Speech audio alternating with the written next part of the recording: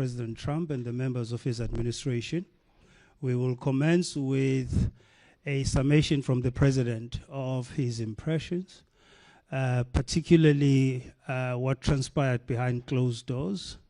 I hear the food was good, but I will allow the President to elaborate, and thereafter we'll open the floor to questions with a standard format where we first introduce ourselves and we fire off our questions.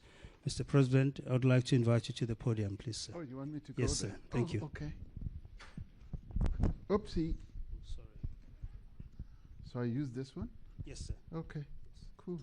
Stick it in the pocket. Should I? Okay. Fits. It does. Well, thank you very much, Vincent. I wouldn't have expected you all to be here. You were there watching everything as it unfolded. And some of you were like getting into the scrum, egging everything on, and asking inappropriate questions. Oh, some of you, yes. But thank you very much for being here. I was really pleased to have a very good delegation. Mr. Adrian Go, who is one of our social partners from business, has been here as part of the strategic team, but in the end, because of the numbering of the delegation, could not be fully accommodated. I was rather sorry about that, and we tried everything, but they stuck to certain numbers. I was delighted to have the president of COSATU with us, who we were able to muscle in, and also to have the 4 ministers in the delegation. Minister Lamula, of course, International Relations Minister, Minister Tau, Department of Trade, Industry and Competition, and Minister Nchaveni and Minister Steenhuisen. It was a really good, unified, diverse delegation, which was also supported by outstanding South Africans who are golfers and a businessman. Mr. Johan Rupert was there, as well as Eniels and Retief Goosen, and President Trump, knowing them and having various relationships with them, regards them as great South Africans who he had also wanted to see and to have to participate in this, if you like, bilateral. So in the end, we had a really good bilateral, although a number of issues came up, which you will all have observed. And we were able to have a robust engagement with Mr.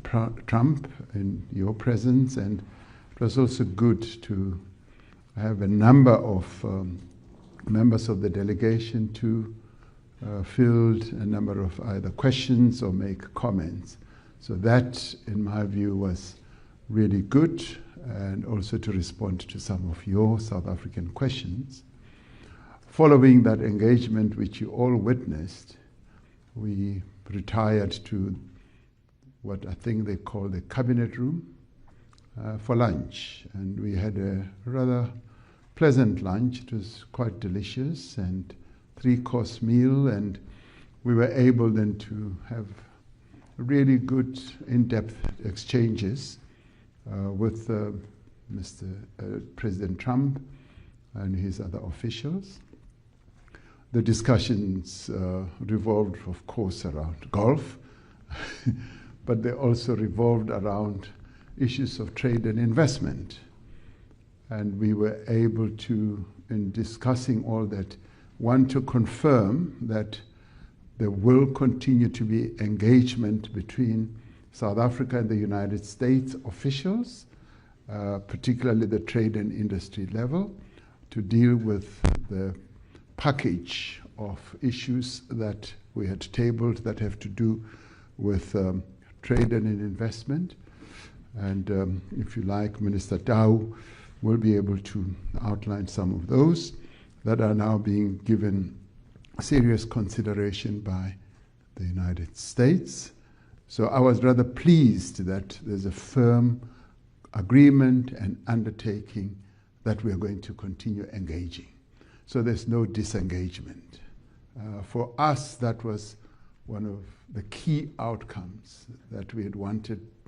Our objective in coming here was to reset relations between the two countries and to reposition our relations, which had become contaminated by some of the issues that had been raised during the engagement, or what many people thought was also contaminating relations, for instance, the ICJ case and Ukraine, Russia, and all that. And it turned out that, yes, President Trump's concern is about the safety of people in South Africa, much as he zeroed it down to, say, white farmers. We kept saying there is a security problem, and we're not running away from that. There's criminality, and we even sought to deal with it from its genesis, that in the end, when the economy is not growing, when there's poverty, when there's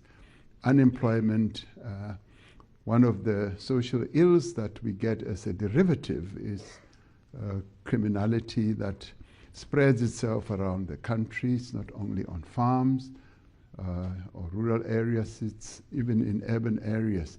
So he expressed his views about that, and I was rather pleased that quite a number of our compatriots were able to deal with that, including Minister Steenhuisen and President of COSATU as well. So in the discussions over lunch, we didn't dwell on that issue, it having been dealt with more thoroughly during the engagement in the Oval Office. However, they did ask, what help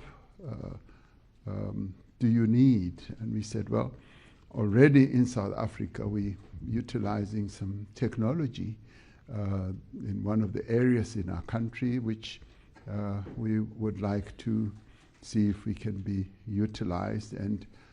But the main thing we said in terms of assistance and help is investments.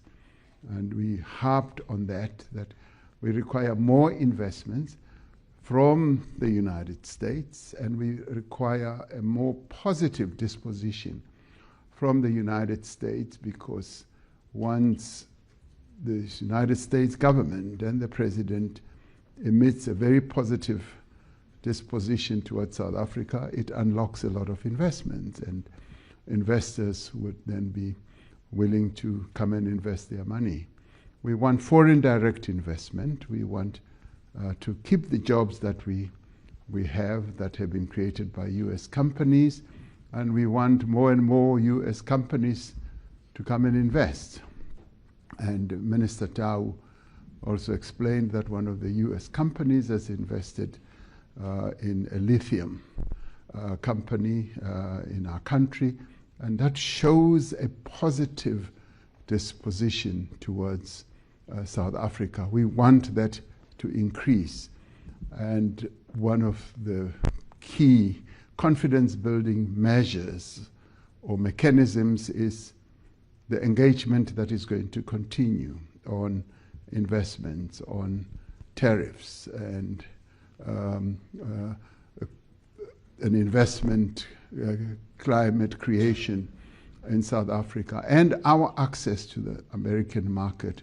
And continued discussions over AGOA are now going to ensue much more determinedly going forward. So for us, during the lunch discussion, that was the big takeaway, a very, very positive indication. Of course, we couldn't discuss details, because those details will be ironed out during those engagements. Secretary of Commerce was present, as Minister of Trade and Industry was also present. We also discussed the G20, and we stressed that the G20, having been formed by the United States, of course together with other countries, it's important that the United States should continue playing a key role in the G20, more particularly because I want to hand over the presidency of the G20 to President Trump in November. And I said, he needs to be there. I don't want to hand over the presidency of the G20 to an empty chair. I want to hand it over to him sitting in that chair in November. And he is going to give serious consideration to it. In fact, I expect him to be coming to South Africa, and he, having realized the important role that the United States continues to play in international or multilateral formations or organizations like the G7 and the G20, and he having said, of course, the G7 would be much more impactful with the participation of the United States, as the G20 would be more impactful on global matters with the participation of the largest economy in the world. So my takeaway from that is that G20 participation by the United States is going to be happening. So we're particularly pleased with that.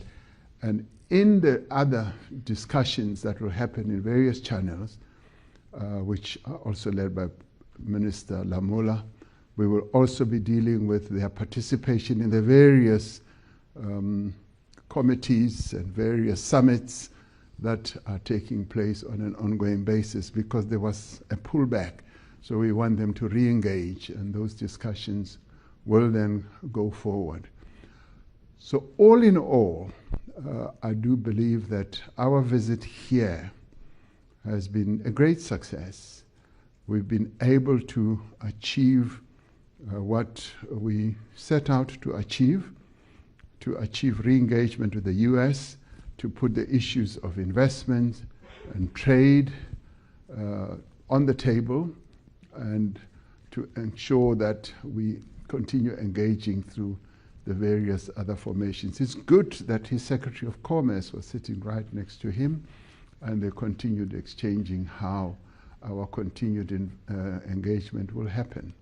So all in all, I'm rather pleased. I go back tonight having a sense that we have done well. I know that many South Africans were filled with a great deal of concern and fear that we will have a Z moment and all that. That did not ensue. And I know that you yourselves as the media, you wanted to see drama and something really big happening. And I'm sorry that we disappointed you somewhat when it comes to that. So, but thank you very much for having, for a number of you, come all the way from home to the White House. And I'm rather glad that they allowed you to come into the Oval Office. And that in itself was good. And they gave us a number of mementos. And I was given a book. So I gave him a book, a golf book, and he gave me a book as well. So that is good. Lots of reading indeed in the future. Thank you very much. Thank you. Thank you very much, Mr. President.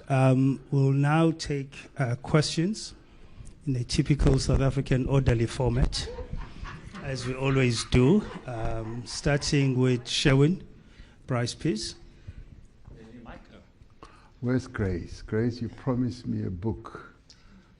I know these people are going to ask lots of questions. Thank you, Grace. But I'm not going to take all the questions. I'll pose them to you and you can indicate as you choose. And some of my colleagues, including Adrian, who's here, and Losi and the ministers will. But we're not staying here for long, are we? No, we're not. I've got a plane to catch. Yes, sir. Thank yes, you. sir. We'll Probably keep this just take brief. one question then. Thank you. Mr. President, thank you very much. I don't know what constitutes drama in your book, but that was very dramatic for me. And for everybody else in the room, that was a dramatic Oval Office meeting, so I'm going to push back on that. In addition to that, can you clarify if there was any discussion around the African Growth and Opportunity Act? There's a lot of discussion about South Africa arriving here with a different option in their back pocket were that framework not to be renewed in September. And of course, it's critical to the trade relationship between South Africa. Did you get clarity? Did you ask about that? And did you discuss some of the geopolitical concerns? There seems to be a narrowing of the divisions that have framed the relationship on Gaza, that have framed the relationship on Ukraine. Was that part of the discussion? Are you going to work collaboratively moving forward in terms of arresting those two pressing issues? Thank you. Thank you, Sherwin. I'm going to take John.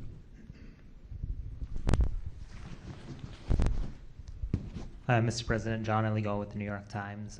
Just two things. One, you mentioned that the U.S. president can be a great signal for investor confidence in South Africa. Obviously, what we just saw in there was not sort of a signal of investor confidence, what we saw from Trump in the public sphere.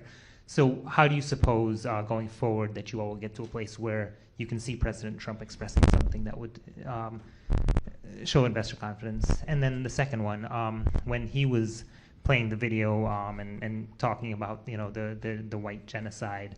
At one point he brought up apartheid and saying, I know that was bad, but no one's looking at this. You are someone who was fighting against that system. You lived through that system of apartheid. You had to endure it as a black South African. Obviously you're a very measured diplomatic person. Just what did you feel in that moment as a South African, as a black South African, when you heard someone try to equate a non-existent genocide to what you all experienced during apartheid? Thank you, John. Sidi? Thank you, John. Ooh, finally I get picked to ask a question, unlike the Oval. Sidi Madia from Eyewitness News. Mr. President, just two quick questions. What of the region? I think Sherwin asked you now about AGOA, and we know what the greater benefit is for AGOA. But if South Africa was coming in, and some of the ministers have said it, with an alternative deal in mind about South African interest, one has to worry about the rest of the region and the impact thereof. You can't prosper alone in Africa. We are seeing that. So conversations around the region and the rest of the continent. And then the golfers' presence in the Oval. If maybe I can just get a bit of a better understanding. From what I'm hearing and understand, they were not at the behest of South Africa's government. You spoke now about how Mr. Gore was left outside, in part because of the issue around the numbers. Can we understand their presence there and even the messaging? A lot of South Africans reacting to the message and saying, could there not have been a better briefing about what needs to be said? Thank you. Mr. President, we'll just take those three for now. Thank you. Yes, the issue of AGOA did come up, and it's going to be further discussed, as I said, in the engagements that we're going to have. The Secretary of Commerce and our Minister of Trade and Industry and Competition are going to be able to take those discussions forward, including some of our proposals, which proposals, by the way, do incorporate the issue of AGOA, because we would like to see ourselves continuing in AGOA, and continuing in AGOA really is about prospering our continent. They even said that there are 32 countries from Africa that participate in AGOA, from the mouth of the Secretary of Commerce, and that is so. So it is top of mind for them as well. So we want to continue with those discussions. And it sort of dovetails with the question that CD asked about if we were to do a separate deal with the United States, would that not amount to South Africa prospering alone? No. We always want the entire continent to prosper. And we always take into account that what we do should also include advancing the interests of our sister countries on the continent. And when we do settle down to talk about, for instance, tariffs, we are part of this Southern African Customs Union. So we will be talking about tariffs in that broader context, which means that we will not be looking at ourselves alone. We'll be looking at the interests of our sister countries in the sub-region, if you like, which is SACU, but we will also be looking after the interests and advancing arguments to prosper the interests of our sister countries on the continent. We are by far the largest economy, and depends on at what time it's measured between ourselves, Nigeria and Egypt, but we are one of the three big economies, and our general orientation has always been to prosper as we prosper together with other countries. So even as we do get involved in these negotiations, we will always have an AU perspective, a SADC perspective, and a general sub-Saharan perspective as well. Sherwin asked, did we discuss geopolitical collaboration on geopolitical matters? Yes, we found that our interests do coincide in as far as peace building and peacemaking is concerned. And we did compliment President Trump in being very forward in advocating for peace in our region between Rwanda and the DRC, and also Russia and Ukraine.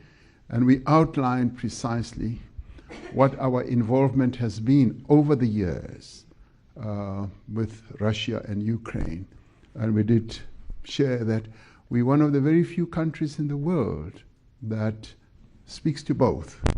We were condemned at an early stage, but I think much later people realized that the role that we play is a constructive role, because we have been able to deal with intricate issues that involve the two countries, about the children and prisoners of war. And he appreciated that, and he recognized the role that we play. And even as President Zelensky came to South Africa, he says he wanted to know where Zelensky was, and he had that, oh, he's in South Africa. And before then, I had called, had a telephone conversation with him. Then he said, oh, I now remember he's in South Africa visiting President Ramaphosa. So the role that we play in peace-building missions and processes around the world is recognized and is known, and it was also confirmed today. John from the New York Times says about the positive disposition of President Trump that it was not so clear. It may not have appeared that way, but the issue that he kept raising, or he raised prominently, is the issue of genocide. And when he was asked by one of you, and thank God one of you asked, whether he was convinced that there was genocide, he says, no, he's not convinced. Much as he flighted the video and all those press clippings. And in the end, I mean, I do believe that there is doubt and disbelief in his head about all this. And I think today's meeting, and particularly when he heard from the other members of the delegation, from Minister Steenhuisen to even Johan Rupert and President of COSATU, Losi, and all that, they spoke from their own experiences and what they know, and that in many ways will have deposited in his head some information about what he's been hearing and seeing. And I'd like to see this as a process. And the fact that he and I have agreed that we're going to meet again, and we will meet at the G20. By meeting again, I'm not saying immediate, so that you don't say, when are you meeting, as you will be tempted to say. That we have said we will meet again, and of course, one of the moments that we will is going to be at the G20. So that is a process to ensure that the new information, or the real information, may I add, is really sort of registered in his head. The issue of whether what he terms as genocide can be equated to the struggle.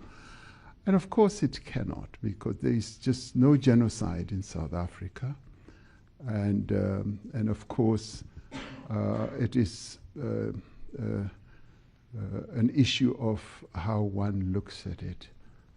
As they say sometimes, the shape of the mountain depends on which point or which direction you are looking at it. And in this case, we cannot equate what is alleged to be genocide to what we went through in the struggle, because people were killed because of the oppression that was taking place in our country.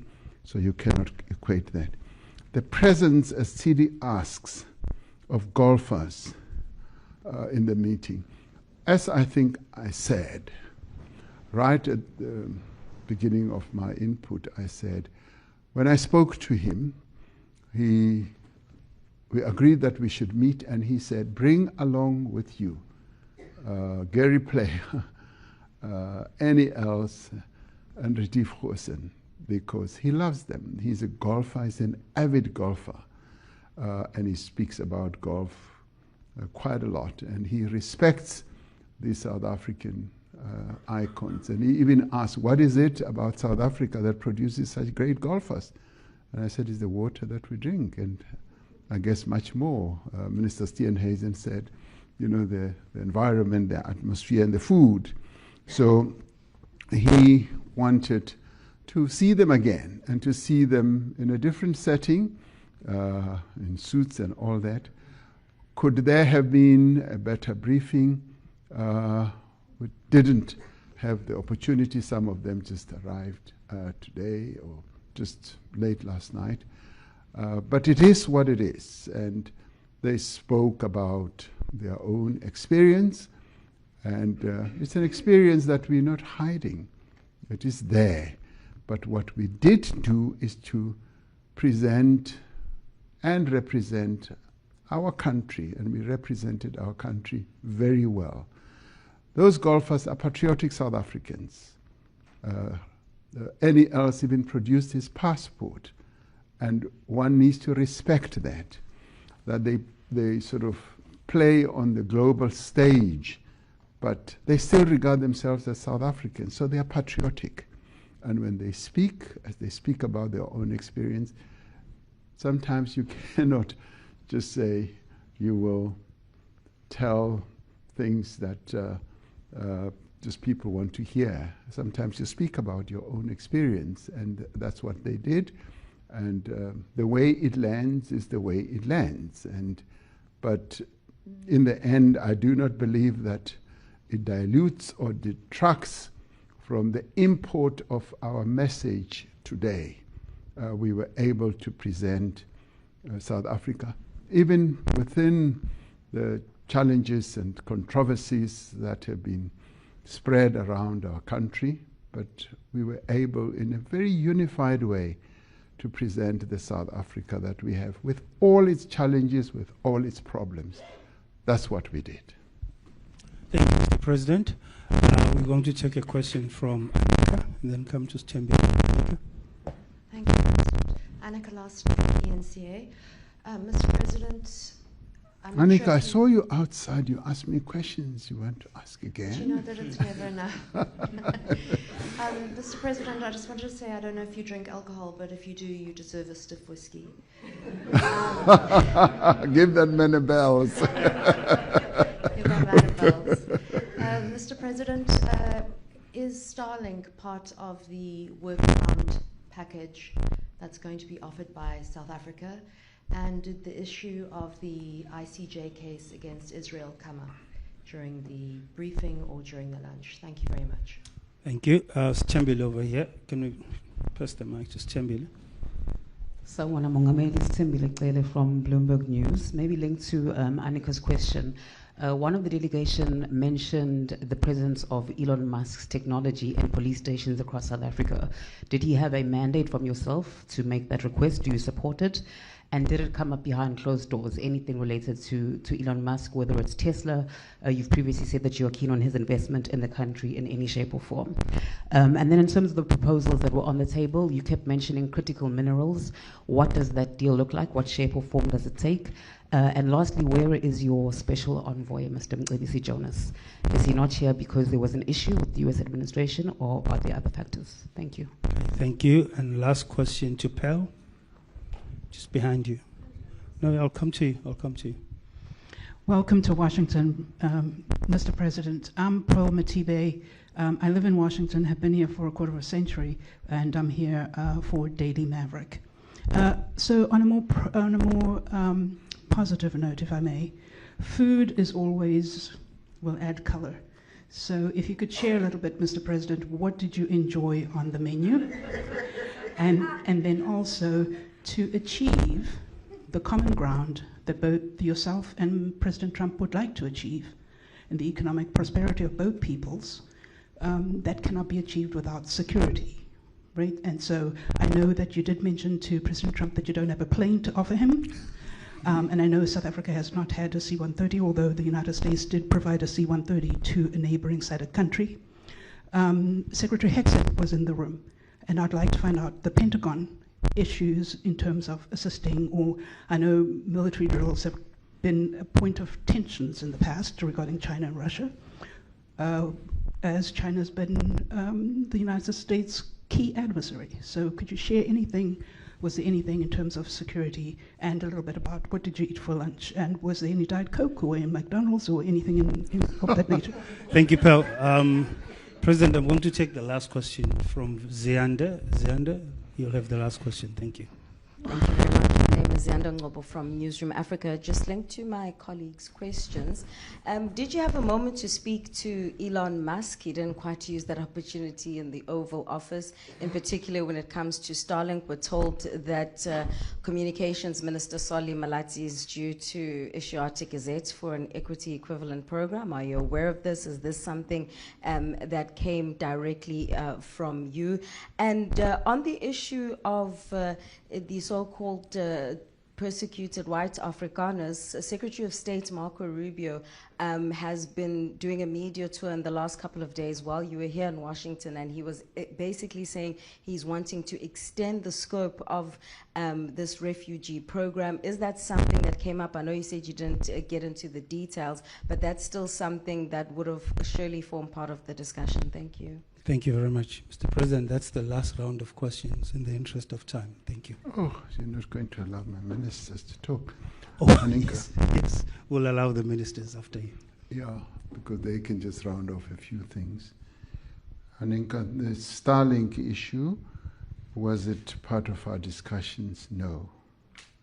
What we were able, and this is part of the offer, or the package that we're talking about, is creating an environment for investments to take place. What do we want? We want US companies to come and invest in South Africa. That is a real deal for us. We want foreign direct investment. And to do that, we've got to create a conducive environment for FDI, for foreign direct investment. And where, for instance, in the past, we've been able to do so and attract US companies and utilize regulatory frameworks such as instead of BEE compliance, you could have equity equivalence. And US companies have embraced that. That shows that they are willing to go along with our regulatory framework, which we have crafted to attract investors to South Africa. And many other countries utilize a variety of ways to do that. I know, for instance, I was reading that when Tesla wanted to build a gigafactory, car manufacturing factory in China, they were required to have Chinese partners. And they had a negotiation with the Chinese government, and in the end, they dispensed with that regulatory compliance and allowed Tesla to invest directly as a sole company in building a giga car manufacturing facility in China.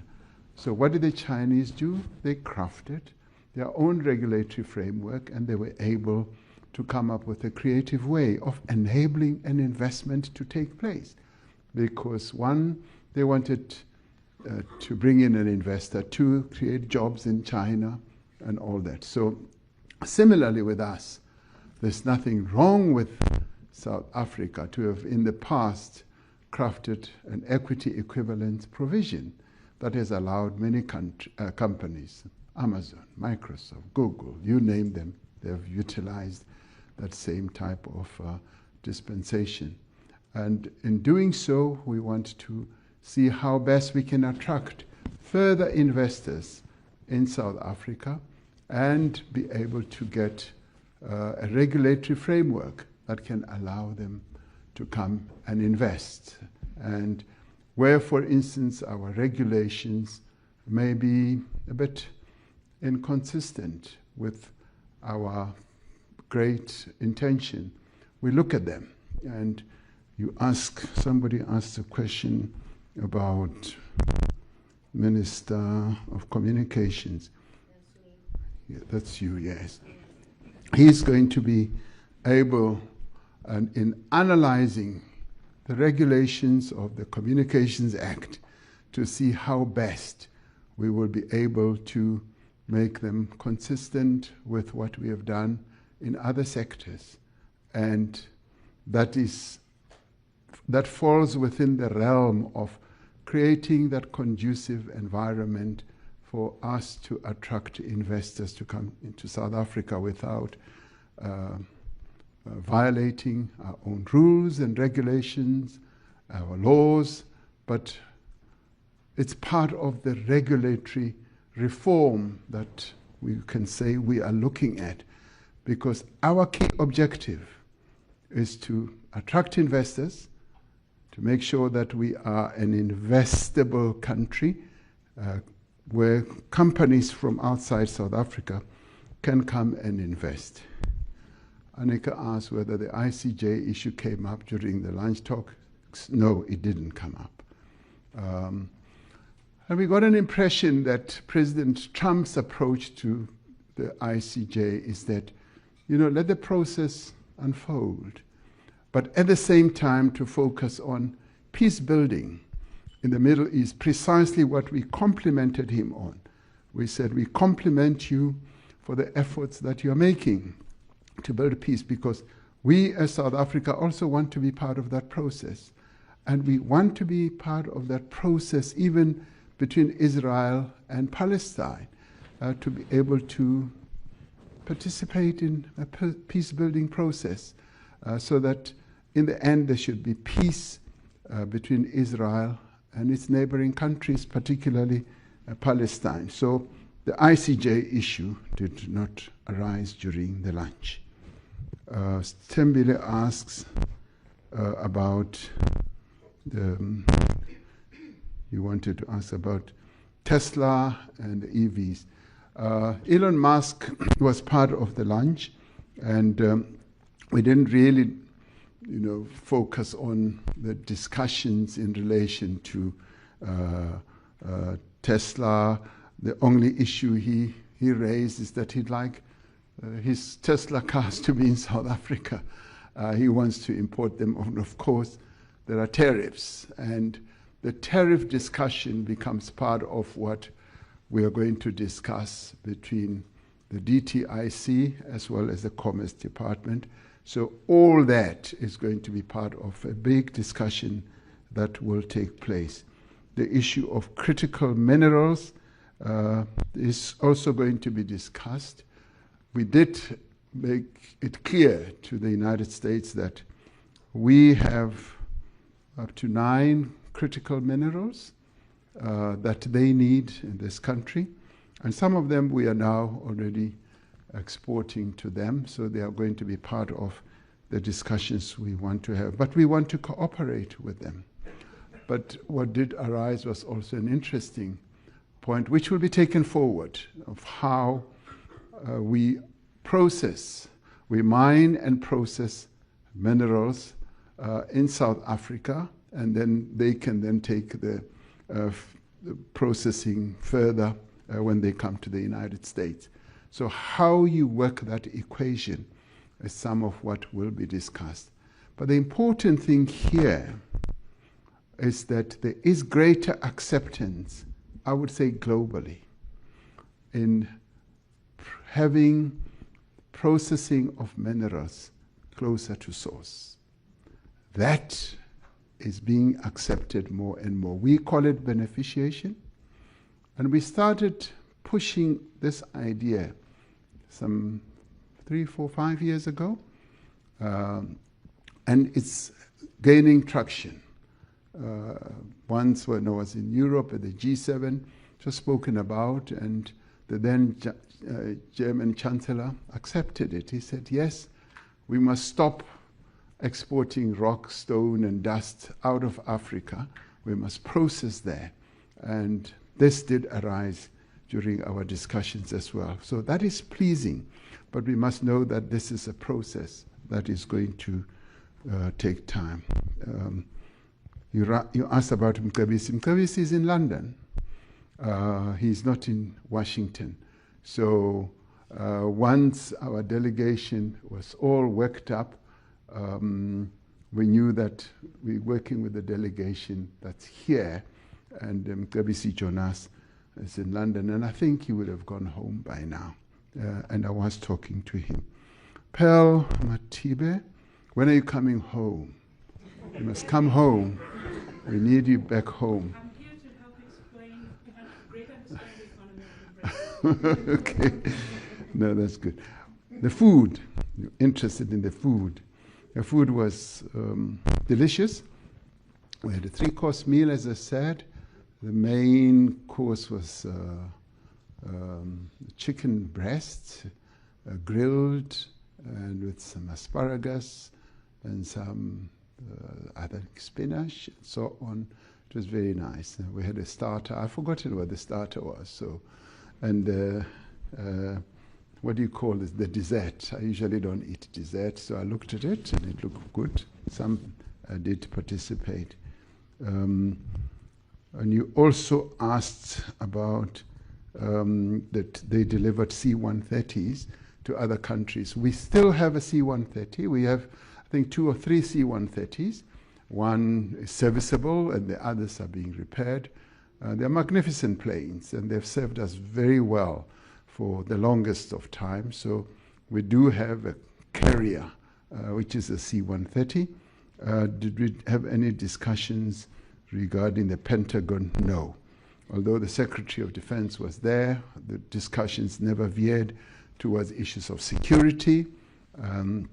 In that sense, it was more security for criminality activities that we need to really up our game. And it's good sometimes to share thoughts and views with various other leaders.